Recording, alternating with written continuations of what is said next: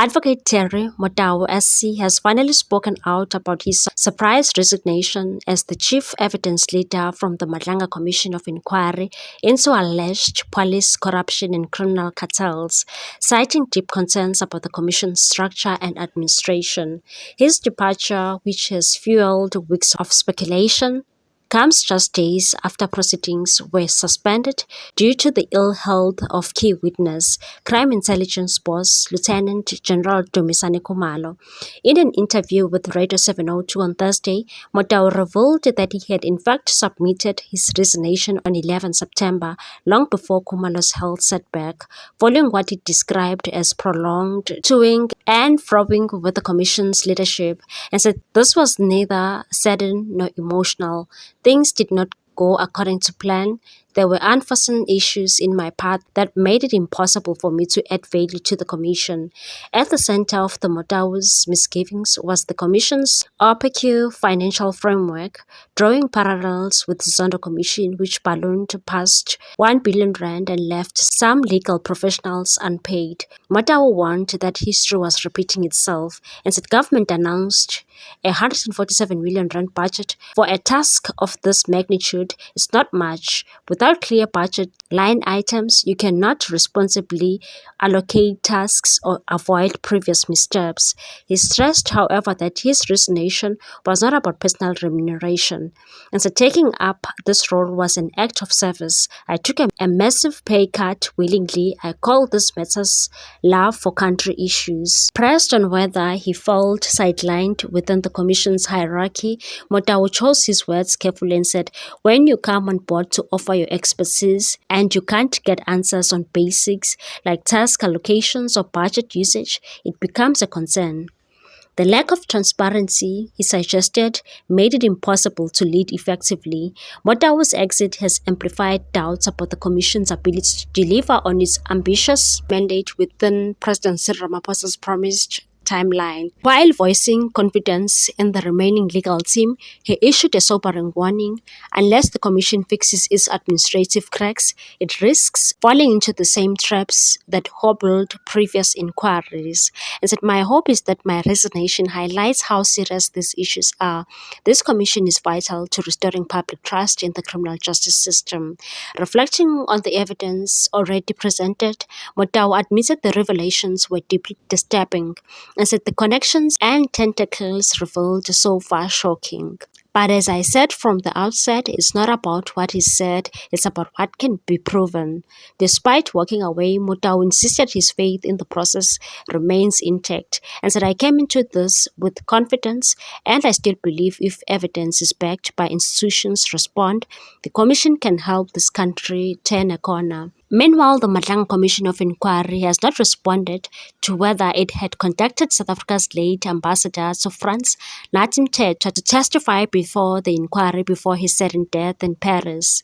Mthethwa, a former Minister of Police and Sports, was found dead at the base of the Hyatt Regency Hotel in Western Paris, reportedly after falling from the 22nd floor. His death, currently under investigation by French authorities, has sent shockwaves through political and diplomatic circles. Just 2 weeks before his passing, Mthethwa was implicated in explosive testimony before the Commission probing political interference in policing.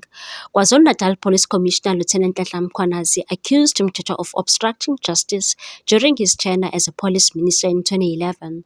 According to Mkhwanazi, Mthethwa pressured senior officials to hold both the prosecution and internal disciplinary proceedings against former Crime Intelligence Head, Lieutenant General Richard Mdluli. Mkhwanazi stated that if you talk about political interference, that was the worst that I ever experienced. At that time, I came from the specialized operations. The only thing I knew was to chase criminals. I'm promoted to become the acting national commissioner, and I'm confronted with this in front of me. And I say, but this is not what I signed up for when I joined the police. This can't be right. Mthethwa served as a Minister of Police from 2009 to 2014 before holding other high-level posts, including Minister of Sports, Arts and Culture, and was appointed South Africa's ambassador to France in December 2023. The Commission has remained silent on whether Mthethwa was formally approached to testify before his death. The commission has also taken a break and will resume its public hearings on October 13th. This after witness Lieutenant General Tumsani Khumalo suddenly announced not well. Meanwhile, tributes continues to pour in. President Cyril Ramaphosa described the ambassador's death as a moment of deep grief of the nation, noting Mthethwa's long service to the country. Julie must be charged. She wants to withdraw that letter. So when I asked her, but why you want to withdraw the letter of a criminal case? You've read the case and you wrote to me and you say, Julie must go and face the music. Why do you want to withdraw it? And she said, no. It's my career now in line.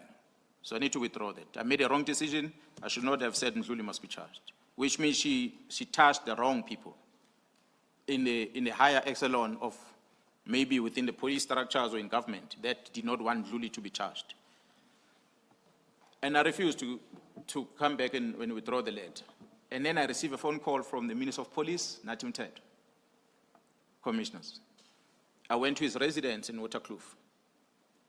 And when I arrived there, the Inspector General is sitting on one side of the table, Mr. Mthethwa is sitting on the other side of the table. The minister says to me that I forced the Inspector General of Intelligence to write the letter that says, Mkhwebi is wrong, this matter must go to court. She said, I forced her.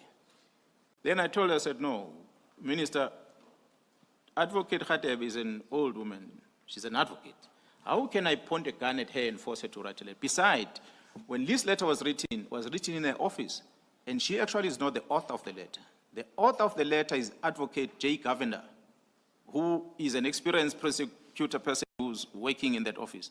She's the one that drafted the letter, not you, not the Inspector General of Intelligence. The minister didn't want to hear any of that. A simple say, must stop prosecuting Mdluli, or must stop disciplinary case against Mdluli. Now, if we talk about political interference, that was the worst I've ever experienced. At that time, Commissioner, I come from the specialized operation. The only thing I know is to chase criminals. And I'm promoted to become the acting National Commissioner, and I'm confronted with this in front of me. And I said, but this is not what I signed for when I joined the police. This can't be right. The minister can't give me these instructions.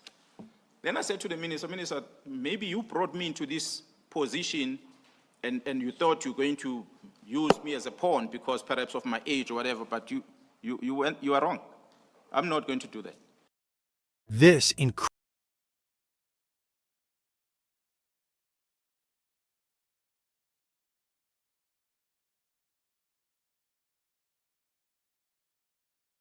What's your take on this one, people? Thanks for watching. Please subscribe for more news.